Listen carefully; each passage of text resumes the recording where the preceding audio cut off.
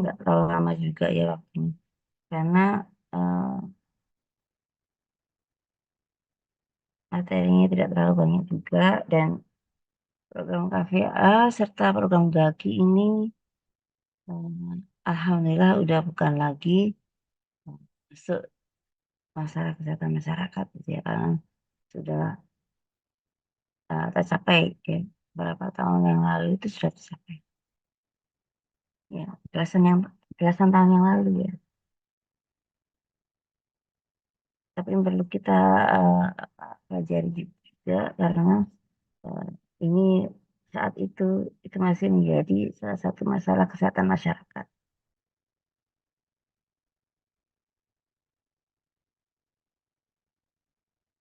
Ya, jadi strategi penanggulangan kurang vitamin A dengan pemberian kapsul atau suplemen vitamin A dilakukan setiap bulan Februari dan Agustus. Ya, ini Anda pasti sudah tahu juga bahwasanya bulan kapsul vitamin A itu Februari dan Agustus. Itu langsung sejak tahun 91. Udah lama sekali ya programnya ya. Kemudian sasarannya adalah bayi, kemudian anak balita, dan ibu nifas. Dosisnya berbeda untuk anak 6 sampai 11 bulan serta untuk anak balita 12 sampai 59 bulan dan ibu nifas. Pada anak 6 sampai 11 bulan ditandai dengan warna biru itu kan apa itu dosisnya ya 100.000 SI. Kemudian yang balita itu 200.000. Nah, sebelumnya ditetapkan bahwasanya KVA itu sebagai masalah kesehatan masyarakat jika prevalensi seroftalmia lebih dari 0,5% dan prevalensi serum retinal di atas 15%. Nah,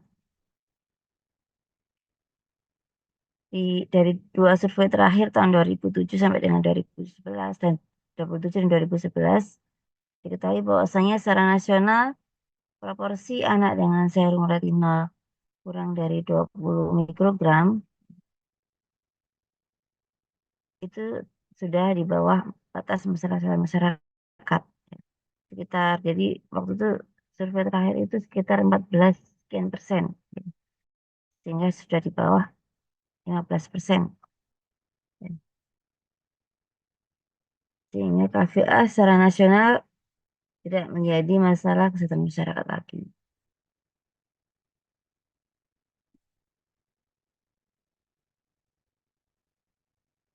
Sekarang mungkin juga Anda eh, sulit ya menjumpai ada selftamia gitu. Tapi beberapa belasan tahun yang lalu ya saya pasti sempat menjumpai ada apa, orang yang menderita selftamia.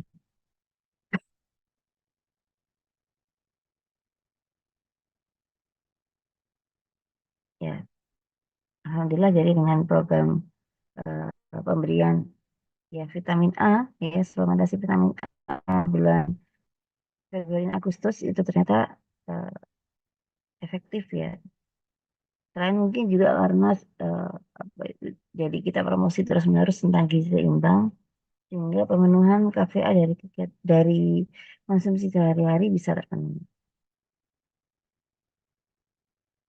Nah ini bentuknya daripada KVA, maaf, bentuk dari kapsul vitamin A yang warna biru dan warna merah. Berdasarkan Permenkes tahun 2001, Permenkes nomor 2021 tahun 2015. Ya, pastikan dosis kapsul vitamin A yang diberikan pada balita sesuai dengan umur.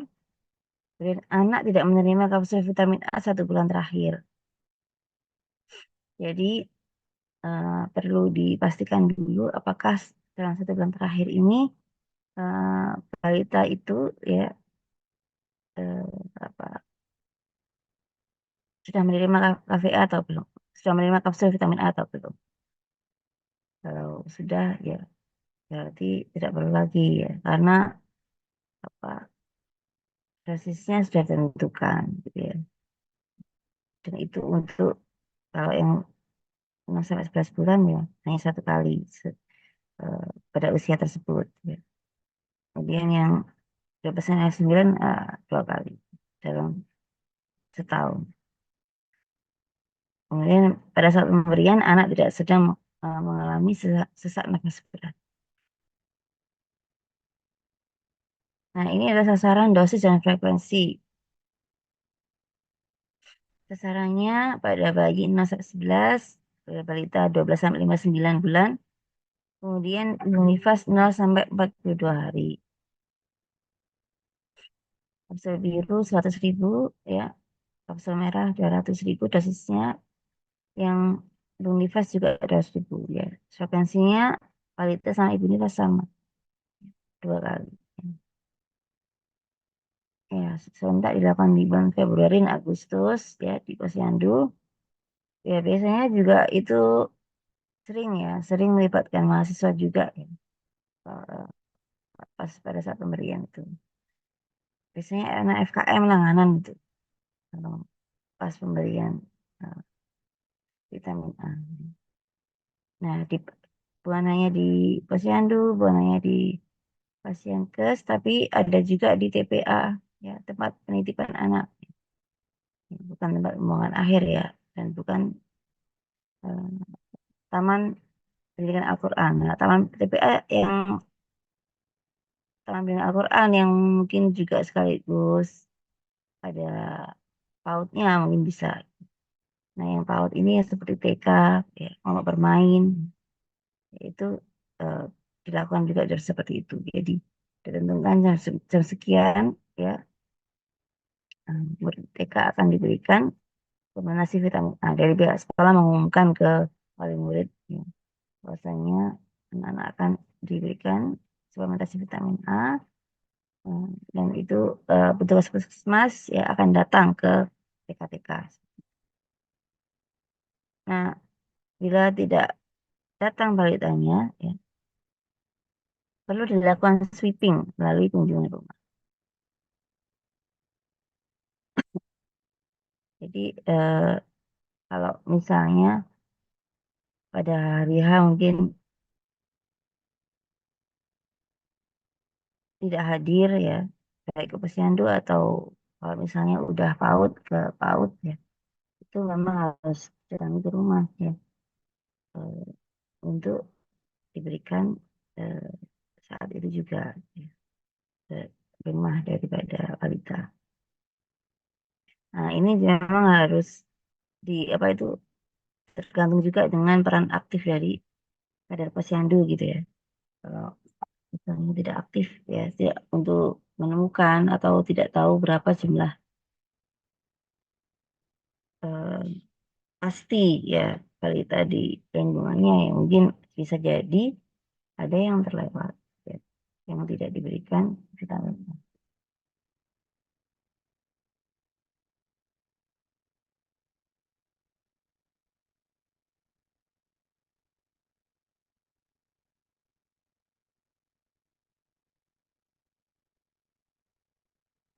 Nah, eh, untuk program-program yang dilakukan oleh pemerintah ya, seperti suplementasi vitamin A, kemudian imunisasi, ya, kemudian kecacingan, tata laksana gizi buruk, kemudian penanganan diare, kemudian MTPS manajemen terpadu balita sakit, yaitu programnya terintegrasi ya dalam buku KIA. Ya. Jadi pencatatannya kita bisa melihat semua ya dengan melihat buku KIA ini, apakah balita ini sudah diimunisasi secara lengkap, apakah sudah mendapatkan suplementasi vitamin A. Ya. Kemudian juga eh, kalau misalnya mengalami gizi buruk, ya itu tercatat semuanya. Sehingga banyak juga ya mahasiswa yang memanfaatkan buku KIA ini untuk penelitiannya ya. Misalnya eh, apa itu kemarin yang bahkan yang mahasiswa saya yang bimbing saya S2 itu dia memanfaatkan buku KIA ini. Ya, kebetulan hmm, topiknya tentang HIV. Jadi ibu hamil HIV itu ada catatan lengkap karena ada pendampingnya. Yang mulai dari kehamilan sampai anaknya lahir sampai setiap bulan itu dipantau. Jadi ceritanya lengkap sehingga itu bisa digunakan untuk penelitian, ya, penelitian kohort.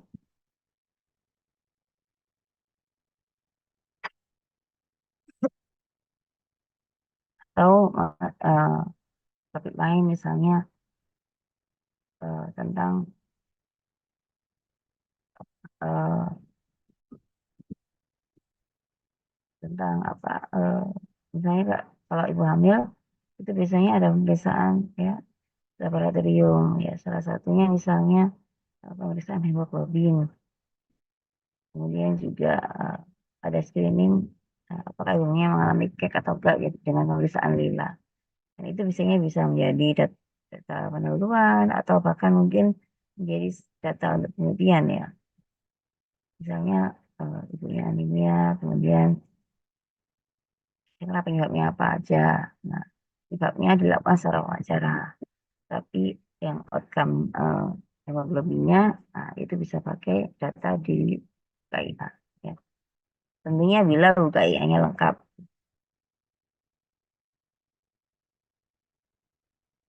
Nah, demikian juga dengan manajemen logistik. Ya.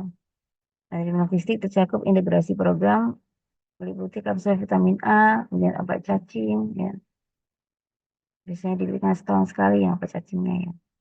Dan vaksin ya, kalau eh, akan dilakukan imunisasi dan obat penanggulangan diare. Jadi artinya eh, permintaan untuk jumlah balita misalnya, baik permintaan untuk eh, vitamin A dan seterusnya yang tadi ya disesuaikan dengan jumlah balita yang ada di situ. Jadi misalnya pengiriman penyimpanannya itu dalam waktu yang bersamaan. Misalnya supaya itu juga eh, terintegrasi dan mungkin akan bisa menghemat waktu dan biaya. Jadi misalnya pengirim itu dari pusat ke puskesmas ya, distribusinya itu juga bisa bersamaan.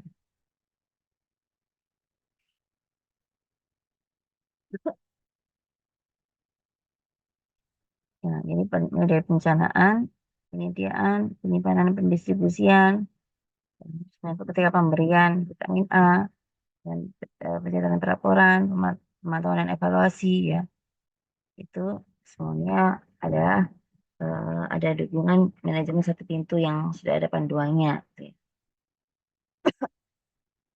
Oke. Nah, ini contoh perencanaan kebutuhan kapsul vitamin A. Ini contohnya misalnya perhitungan jumlah sasaran anak balita usia 12 sampai 59 bulan.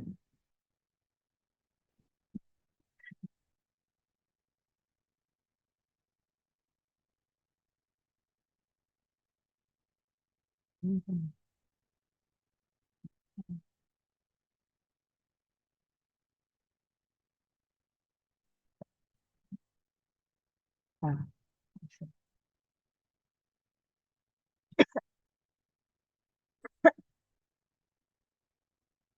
ya, misalnya jumlah balita 0 sampai 4 tahun itu 60.000. Kemudian jumlah bayi lahir selamat 0 tahun itu 5.000. Sehingga ketika kita menghitung jumlah balita 12 sampai 59 bulan, ya, berarti kalau kita mau minta kapsul yang merah itu, ya, itu 60.000 dikurangi 5.000 karena yang ini Pak dia belum mendapatkan atau mendapatkan ketika apa itu estimasi untuk ketika dia berusia 6 bulan. Nah, kemudian hitungannya karena kebutuhan kasus dalam 1 tahun itu 2 kali ya, sehingga 55.000 kali 2 sehingga permintaan dari puskesmas misalnya jadi 110.000. ditambah plus kebutuhan tak terduga ya, siapa tahu ada perpindahan penduduk ya atau yang belum tercatat ya, sehingga stoknya dijumlah ditambahkan ya, maksudnya ditambahkan kebutuhan tak terduganya plus ditambah misalnya maksudnya ini, jadi stoknya juga harus dicek ya, apa yang apa sebelumnya apakah masih ada, sehingga kalau masih ada bisa dikurangkan gitu ya, bukan ditambahkan malah. Jadi 121.000 ya, ini 121.000 dikurangi 1.000 sehingga eh, kita bisa mengajukan 120.000 kapsul untuk yang vitamin A yang merah. Kemudian jumlah sasaran bayi 6 sampai 11 bulan ya. Kita ketahui jumlah bayi 0 tahun itu adalah 5.000 ya. Jadi 0 tahun ini adalah 6 sampai 11 bulan karena belum 1 tahun, jadi 0 tahun. Yang 1 tahun ya sudah, atau mulai dari 12 bulan ikut di yang merah. Sehingga ini dihitung tersendiri 5.000 jiwa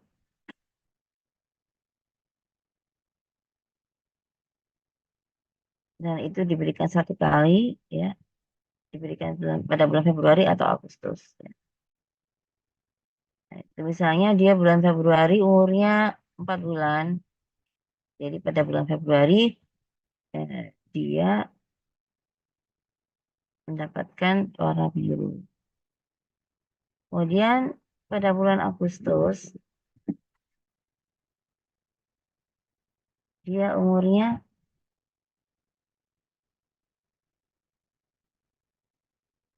10 bulan udah ya, karena 2 Februari ke 8, 2 ke 8 kan 6. Jadi dia 10 bulan ya. Nanti eh, dia masuk hitungan yang kapsul warna merah. Jadi ketika bulan Agustus dia mendapatkan kapsul warna merah.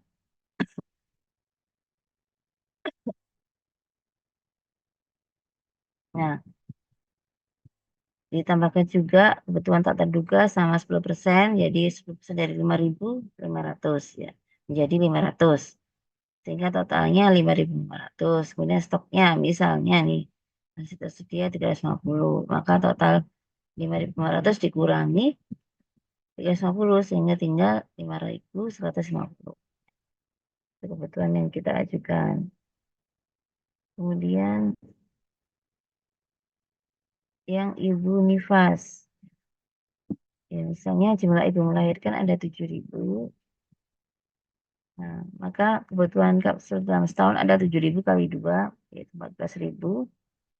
Nah, kebutuhan tak terduganya 10% dari 14.000, yaitu 1.400. Jadi, total yang dibutuhkan adalah 15.400. Sehingga total yang diajukan untuk semua kelompok umur ya, itu adalah ini ya. Maaf. Kalau yang kapsul merah dijumlah dari balita sama Univas karena sama-sama kapsul merah. Jadi totalnya 135.400 untuk kapsul merah dan kapsul birunya 5.150. Nah, mekanisme penyediaan kapsul vitamin A ya. Jadi dimulai dari kita permintaan itu ya. Jadi kalau yang tebal ini permintaan, kemudian yang titik-titik yang kecil ini distribusi, kemudian yang tebal titik ini adalah eh, pelaporan.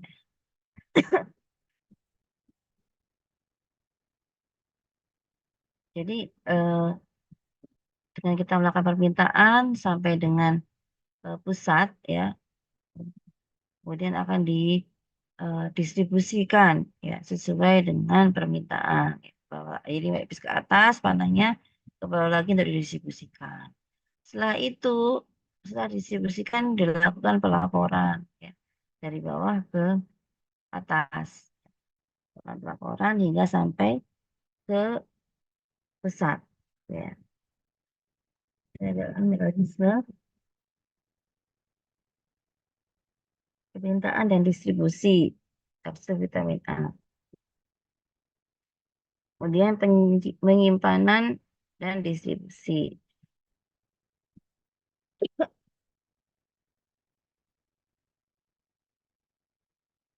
Ya, kita perhatikan tanggal kadaluarsa dari kapsul vitamin A yang tertera pada botol. Dan kita dahulukan botol dengan tanggal kadaluarsa yang lebih awal pada saat distribusi ke balita dan ibu nifas. Jadi first expired, first out. Kemudian perhatikan ya menjelang bulan kapsul vitamin A yaitu Februari dan Agustus perlu perencanaan penyediaan pendistribusian kapsul vitamin A, obat cacing dan vaksin.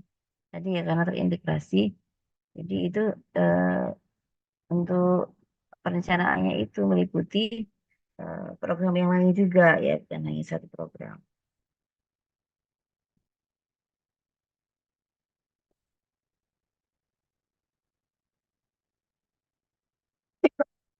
Jadi pada kapsul vitamin A dan cacingan mungkin jumlahnya bisa berbeda karena mungkin stoknya yang ada ya itu masih lebih banyak ya dibandingkan yang vitamin A misalnya. Sehingga kebutuhannya juga mempertimbangkan stok dari yang ada dari masing-masing program. Karena itu perlu dilakukan pengajuannya ya permintaan itu secara terintegrasi.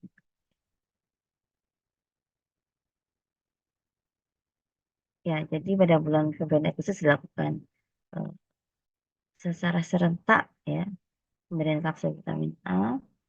Kemudian pada ibu nifas ya diberikan satu kapsul segera setelah saat persalinan dan satu kapsul lagi 24 jam sesudah pemberian kapsul yang pertama. Ya, diberikan oleh nakes ya, di fasilitas yang bisa bidan, tenaga gizi, perawat dan dokter. Ya. Kalau misalnya terlewat kapsulnya saat setelah persalinan belum diberikan, mungkin bisa diberikan pada saat ibunya datang lagi ya untuk memeriksakan bayinya pertama kalinya. Nah, jadi sepanjang masih selama masa nifas.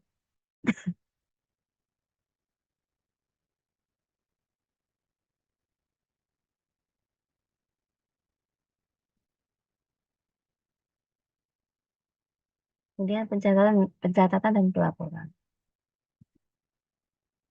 Jadi pencatatan dan pelaporan merupakan bagian penting dari kegiatan pemantauan dan evaluasi. Data yang harus dicantumkan adalah jumlah data jumlah sasaran program dan data jumlah yang menerima kapsul vitamin A. Kemudian cakupan pemberian kapsul vitamin A adalah persentase jumlah yang menerima vitamin A dibagi dengan jumlah seluruh bayi atau anak balita yang ada di wilayah kerja puskesmas.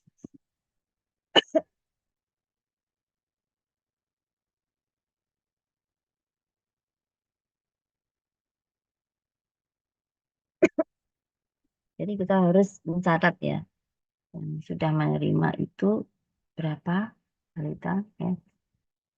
Kemudian sasaran kita berapa, jadi yang tercatat berapa dan yang menerima berapa, sehingga ini juga penting untuk ketika dulu misalnya ada balita yang belum itu berdasarkan persyaratan kita tentunya ya kita menelusuri ini belum seperti itu ya.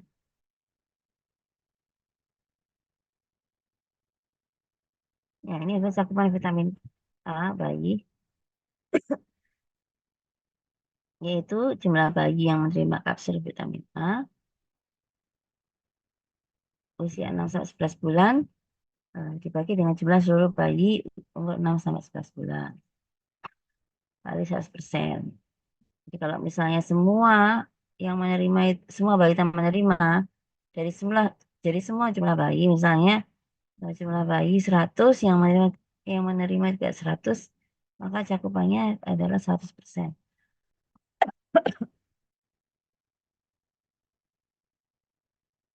Demikian juga untuk anak balita 12 sampai 9 bulan dan pada Ibu Nifas ya.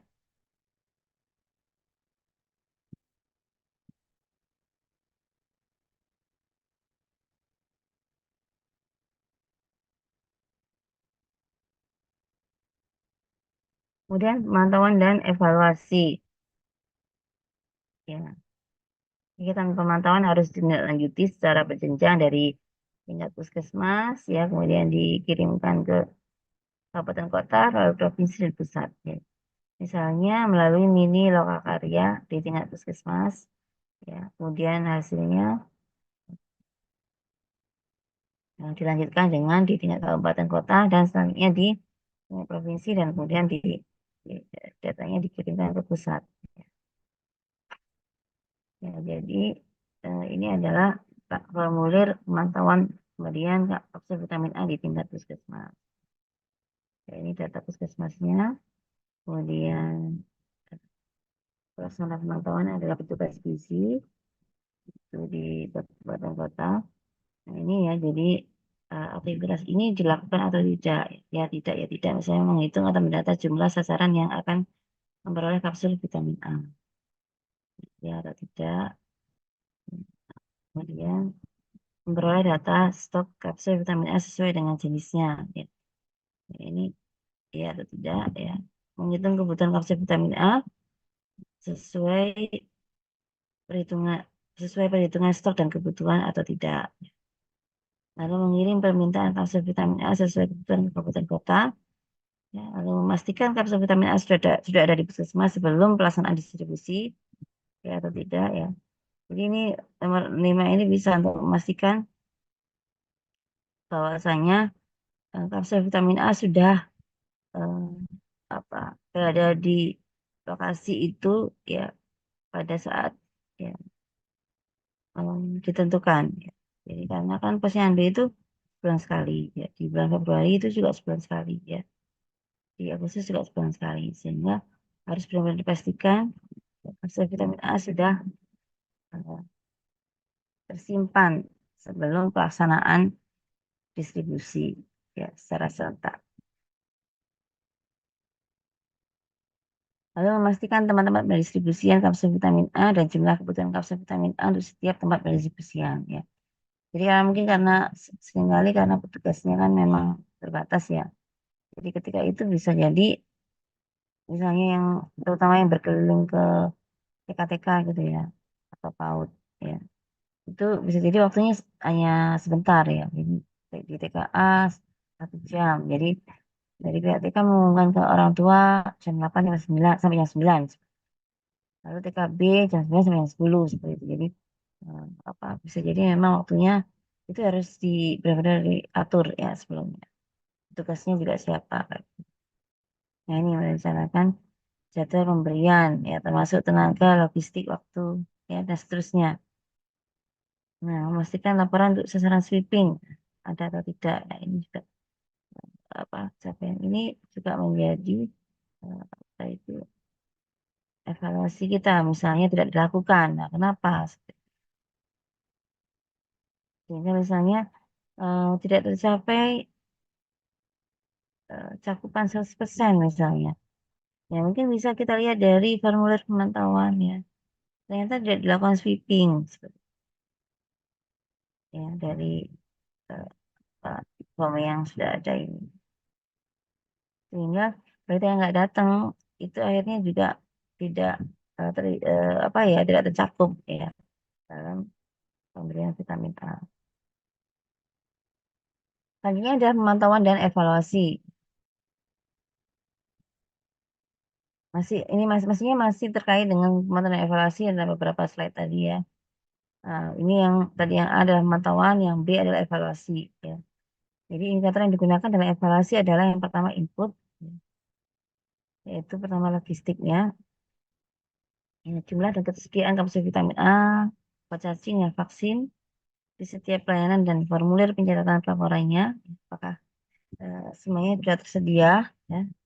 Lalu jumlah buku pedoman suplementasi vitamin A sebagai panduan untuk pelaksanaan di lapangan. Kemudian jumlah alat komunikasi informasi edukasi vitamin A. Karena itu penting juga ya, edukasi itu dilakukan bukan hanya eh, diberikan konsep vitamin A ya pada balita, terus kemudian eh, misalnya orang tua balita eh, tidak mengetahui apa manfaatnya, jadi akan lebih baik lagi supaya juga meningkatkan kesadaran karena pemberian ini rutin dilakukan setahun 2 kali sampai dengan anak usia 5 tahun, sehingga perlu dilakukan juga untuk edukasi terkait vitamin A. Nah, di sini juga sumber daya manusia, di, ada berapa nakes dan kader ya yang nanti akan terlibat dalam pelaksanaan suplementasi vitamin A. Nah, dana operasional juga penting gitu ya. Nah, jangan sampai dananya kurang ya. Sehingga akhirnya misalnya tidak eh, dananya kurang sehingga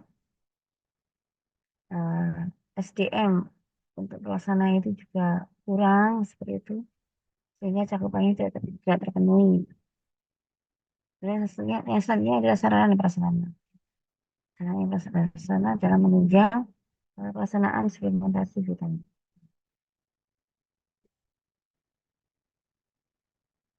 Misalnya termasuk meja, kursi, kemudian alat tulis. Ya.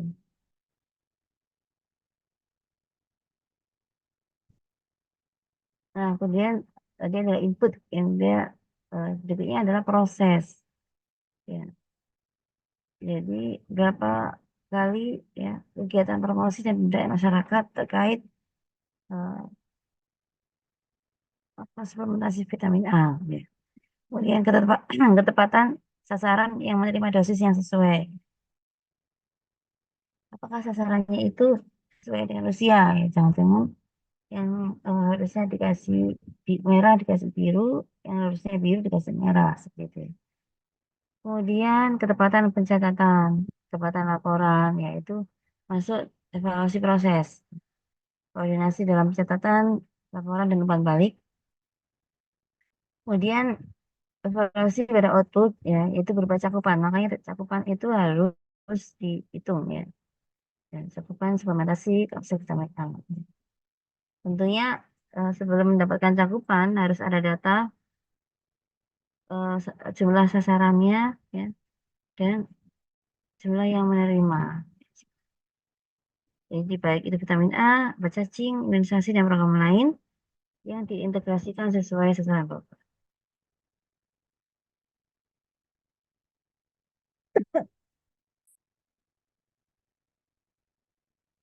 Selanjutnya adalah kegiatan penelitian dan pengembangan program. Ya, program suplementasi vitamin A telah dilakukan berapa dekade ya, udah lama ya. Tadi sebutkan tahun 91 ya, sekarang udah 2024 ya. Namun eh, belum pernah dilakukan penelitian efektivitas. Jadi sebenarnya bagaimana efektivitas itu vitamin A, pemberian vitamin A ini misalnya terhadap penurunan misalnya sereftomia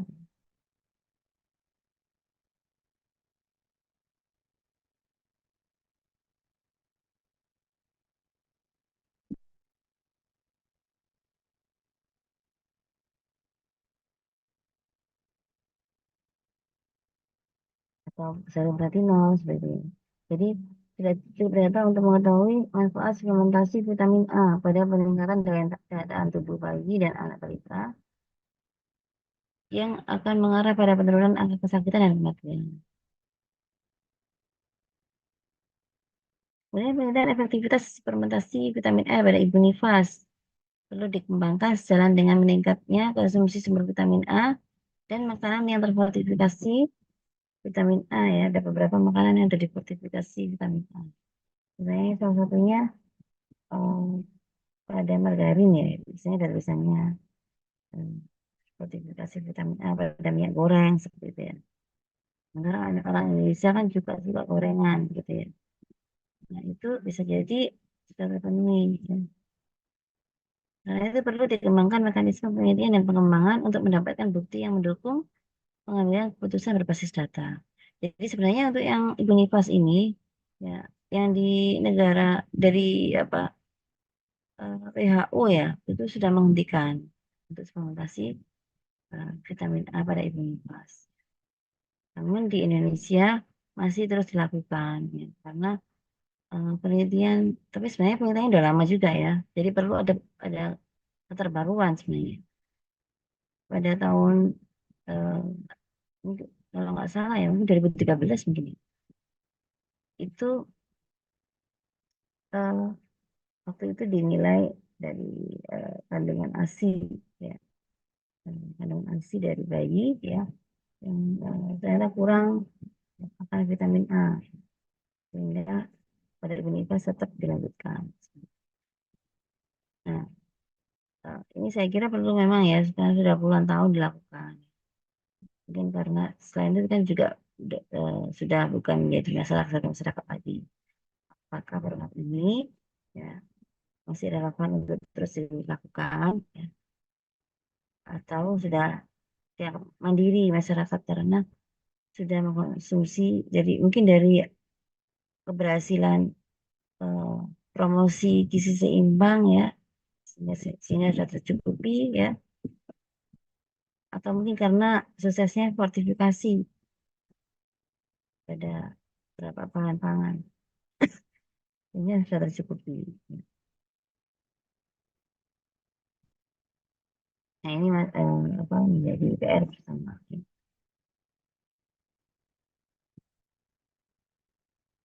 Selanjutnya adalah GAKI, gangguan akibat kekurangan iodium. Jadi, seperti yang saya sampaikan tadi, jadi GAKI juga sudah bukan lagi menjadi masalah kesehatan masyarakat. Jadi survei tahun 2002 ya, GAKI bukan lagi merupakan masalah kesehatan masyarakat. Ya. Prevalensi GAKI menurut indikator persentase ekskresi iodium urin eh, dengan melihat apa itu yang kurang dari 100 ya,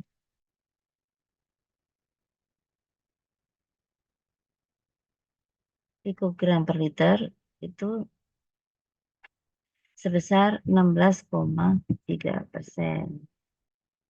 Nah, ini sudah di bawah standar WHO yang 20%.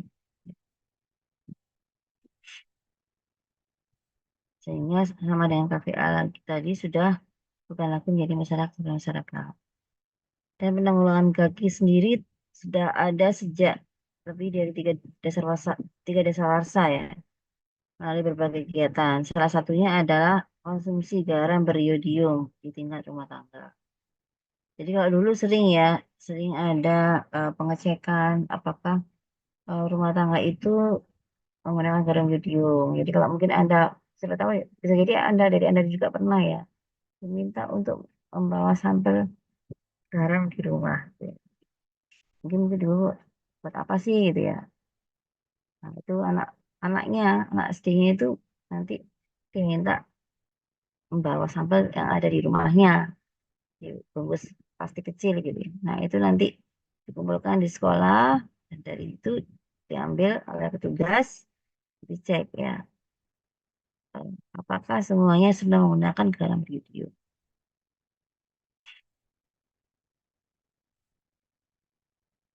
Ya, iodium itu sendiri merupakan bahan baku esensial sintesis hormon tiroid ya, yang berfungsi untuk stabilitas metabolisme dan juga organ tubuh. Hormon tiroid yang dihasilkan oleh kelenjar tiroid memiliki pengaruh sangat besar pada pertumbuhan dan perkembangan manusia. Nah, penanggulangan GAKI dari masa ke masa. Jadi kalau Anda pernah ke Candi Borobudur, ada bagian relief di Candi Borobudur itu yang menggambarkan penderita gondok dan kreatin di sana. Jadi di layarnya ada pembesaran. Kalau Anda perhatikan itu ada apa penggambaran manusia yang dia kreatin dan gondok. Kalau berdasarkan catatan yang ada ya, yang bisa jadi mungkin sebelum itu ada ya, tapi karena kita hanya yang ada buktinya itu menyebutkan kejadian gondok di Jawa dan Sumatera ya, Tercatat sejak akhir abad 18. Ya. Nah, besaran masalah kaki ya menurut hasil survei kaki. Ya, ini sampai dengan tahun 2013. Ya. Jadi total creator rate ya,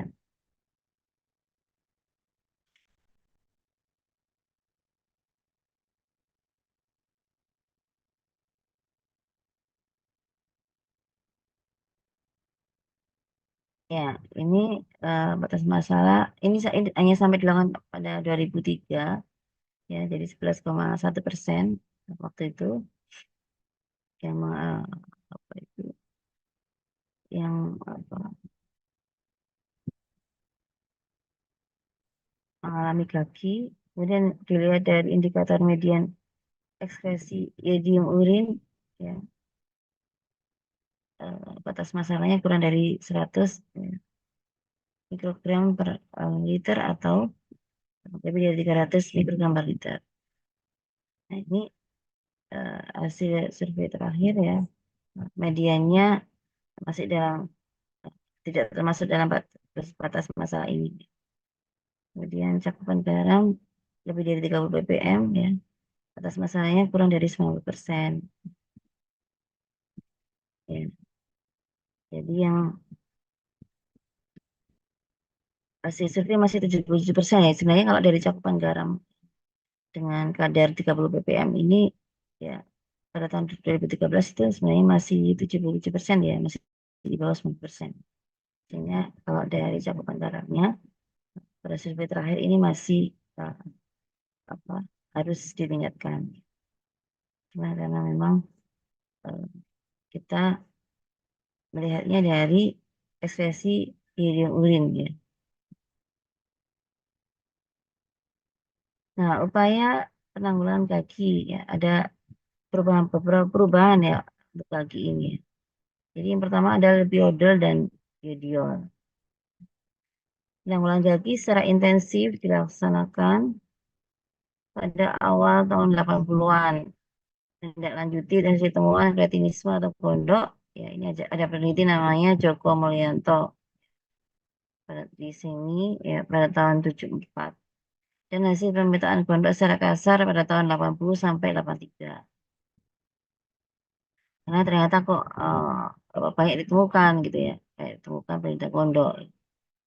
Yang tahun 80 sampai 83 ini juga dilakukan oleh Joko Mulyanto ya. Pemetaan secara kasar. Maksudnya secara kasar itu eh, ketika pada hari pasar di mana banyak gitu, berkerumun orang ya.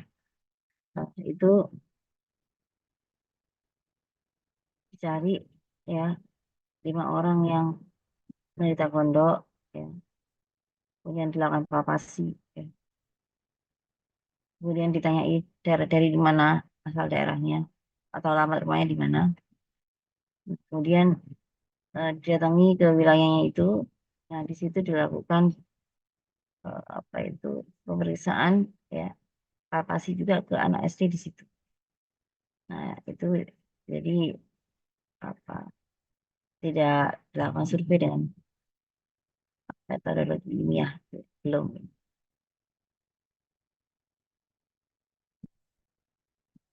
Kemudian lebih dari 14 juta penduduk dari 26 provinsi telah diberikan suntikan lepiodol.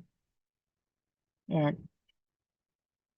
namun hanya beberapa tahun aja ya lepiodol yang diberikan ya, selain karena harganya mahal, juga perlu tenaga terampil untuk menyuntik dan adanya efek samping berupa reaksi alergi. Jadi ternyata ada beberapa kekurangan ya. Kemudian juga ada abses ya, bengkak pada tempat suntikan. Dan juga resiko penularan penyakit akibat penggunaan jarum suntik berulang.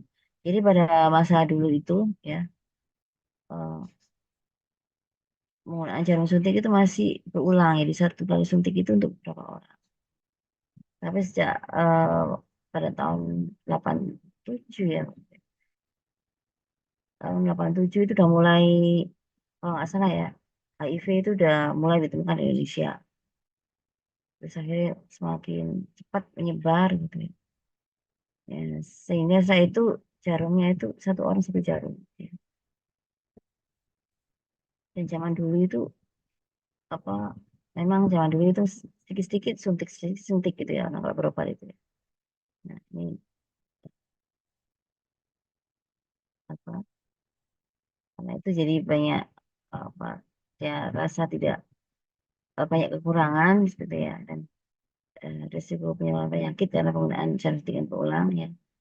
Maka setelah beberapa tahun diganti dengan kapsul yodiol, jadi dengan kapsul ya.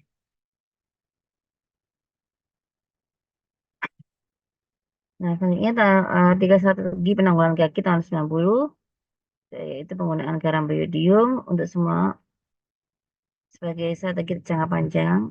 Kemudian kapsul yodium sebagai strategi jangka pendek di daerah endemik kaki. Jadi ada beberapa daerah itu yang memang masih endemik kaki ya. Jadi hanya di daerah itu aja, daerah tertentu daerah lain enggak gitu ya. Jadi di Jawa Timur ada ya, ada di mana gitu saya lupa. Kalau Jawa Tengah juga ada ya. Jadi ada lokasi khusus itu yang penduduknya banyak yang kaki. Ya, kalau yang di Jawa Timur itu bahkan pernah kalau penduduknya diberdayakan ya, di apa ada program padat karya yaitu membuat keset dari kain, kemudian karena saya salah satu pembeli ya waktu itu, jadi tapi diberitakan lebih dahulu ini dari kampung, mesti kampung ya, kampung kaki ya, dari kampung kaki. Kemudian saya lupa lokasinya, ada di YouTube ya lokasinya, saya lupa. Maksudnya bisa dicek di YouTube ya. Nah, untuk kampung itu ada di YouTube ya. Nah, itu saya ditawari membeli kesetnya ya. Tapi dikasih pemberitahuan lebih dahulu bahwasanya mungkin hasilnya tidak serapi ya yang penjual keset yang lain. Ya, oke baik kalau gitu ya. Maksudnya biar kita tahu juga kondisinya gitu kan. Karena ini yang membuat adalah para penderita lagi di kampung tersebut.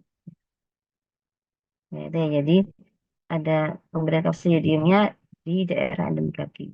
Kemudian ada fortifikasi yodium dalam air minum di daerah endemik kaki. Pasalnya pada tahun 1997 sampai 2003 dilaksanakan program intensifikasi penanggulangan kaki untuk percepatan penurunan prevalensi kaki dengan target pemakaian garam biodium lebih dari 90%. Ya, karena waktu itu hasil surveinya kan masih 77% gitu ya. Selanjutnya tahun 2004 dicanangkan rencana aksi nasional kesinambungan program penanggulangan kaki yang bertujuan mencapai garam biodium untuk semua pada tahun 2005 dan menjaga kelestariannya pada tahun 2010. Jadi ada beberapa upaya-upaya ya, termasuk untuk ini mencapai target penggunaan garam biodium ini.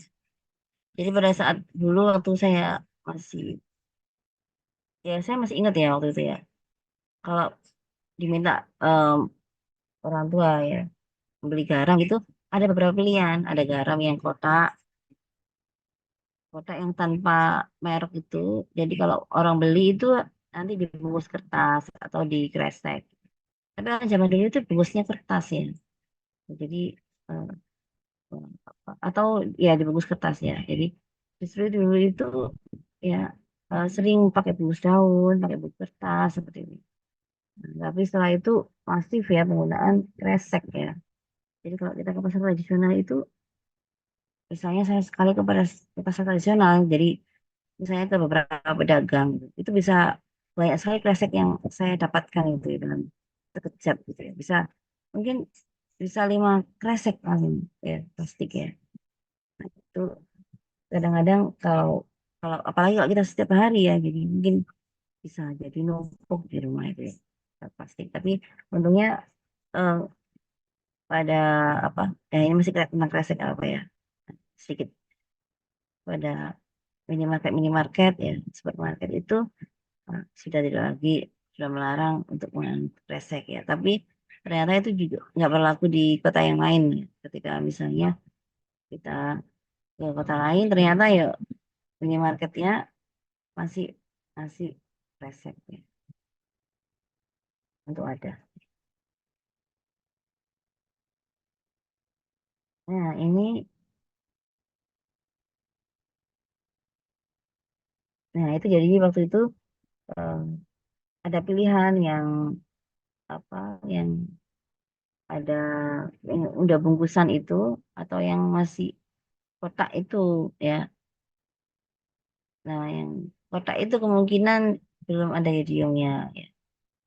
Ya karena waktu saya masih ini ya, masih mungkin masih SMP ya, pernah disuruh beli itu, maksudnya ada pilihan itu ya. Kemudian kita pilih yang eh, seperti sekarang ini, yang kemasan seperti sekarang yang banyak beredar itu. Jadi tapi kalau sekarang Anda ke pasar gitu ya, itu mungkin udah nggak ditemukan lagi yang kotak itu.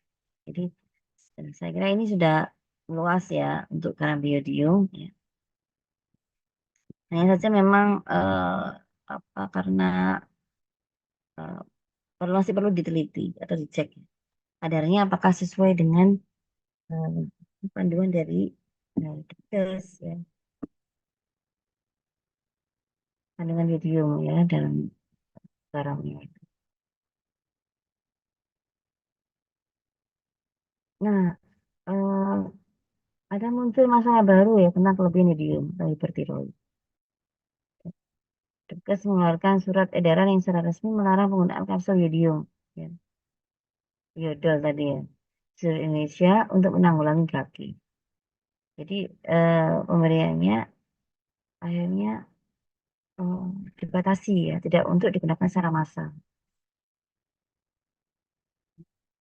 Ya, itu tadi ternyata malah muncul masalah baru ya, kelebihan yodium. Nah, selanjutnya adalah program garam Priodium. Jadi program penanggulangan utama di Indonesia saat ini adalah distribusi garam Priodium di daerah endemik. Sebenarnya sejak zaman pemerintahan Belanda itu ya, tahun 2007 sampai 2007 ya, itu sudah mengeluarkan peraturan yang mengharuskan ada iodisasi garam ya. Jadi waktu itu sudah dilakukan tahun sekian ya. Waktu itu garam hanya dihasilkan oleh salah satunya pabrik garam di Madura ya. Nah, perusahaan negara garam ya. Garam difortifikasi yodium dengan kadar 5 part per milin. Ya, didistribusikan secara terbatas di daerah Dieng, Jawa Tengah, dan daerah Tengger. Nah, waktu itu sudah dilakukan ya. Jadi, sebenarnya dari pabrik, dari PT Garam. Nah, strategi yang lainnya terkait yodium penanggulangan kaki adalah komunikasi, informasi, dan edukasi.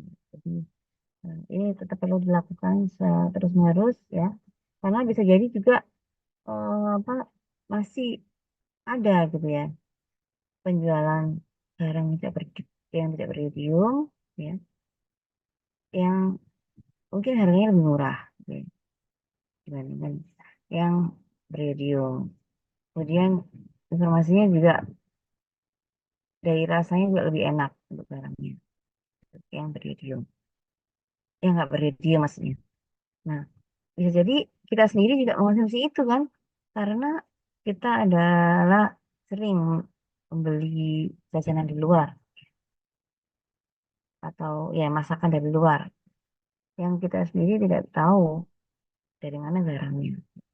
Sementara penjual bisa jadi beli yang lebih murah supaya keuntungannya lebih besar. Ya. Bisa aja seperti itu. Karena itu komunikasi, informasi, edukasi perlu terus digalakkan ya, supaya penggunaan garam berodium ini semakin luas. Nah, kemudian juga dilakukan surveillance kaki. Surveillance kaki ini berisi kegiatan pemantauan yang dilakukan secara terus-menerus terhadap indikator kaki yang di masyarakat untuk dapat dilakukan langkah-langkah. Dari data surveillance ini kita bisa tahu termasuk penggunaan garam berodium. Ya,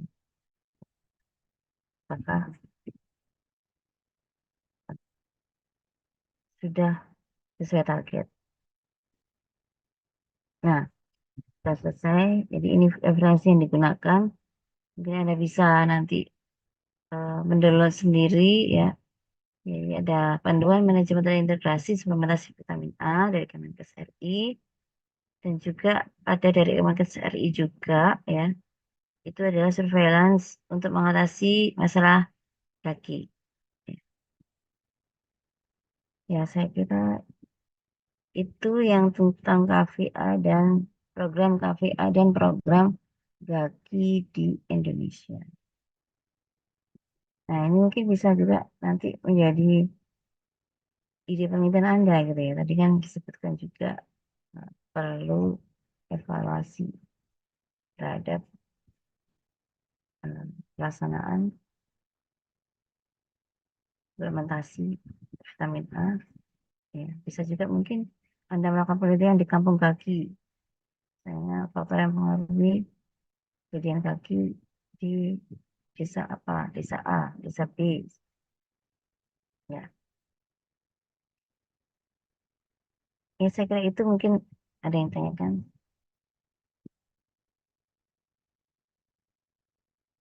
Iya, bagaimana Mbak Lina? Mungkin sudah cukup, Ibu. Ibu mungkin materinya bisa dikirimkan buat bahan belajar untuk UTS. Oh iya baik, nanti saya ceknya ya di Hebat ada tempatnya atau enggak. Baik, Kalau Bu. ada nanti saya masukkan ke Hebat ya. Baik, Bu. Terima kasih. Baik, terima kasih. Alhamdulillah terlaksana ya. Tadi hampir aja gagal lagi ya Mbak Lina ya. Mbak Lina bisa stres ini. Gagal terus ya. Alhamdulillah. Mbak Lina mengirim pesan telepati ya. Dalam mimpi saya mungkin ya. Waktunya Zoom gitu ya. Oke. Baik, kita akhir dulu. Terima kasih. Ya, mohon maaf. Wassalamualaikum warahmatullahi wabarakatuh. Ini saya jadi hostnya ya. Saya N ya. 1, 2, 3.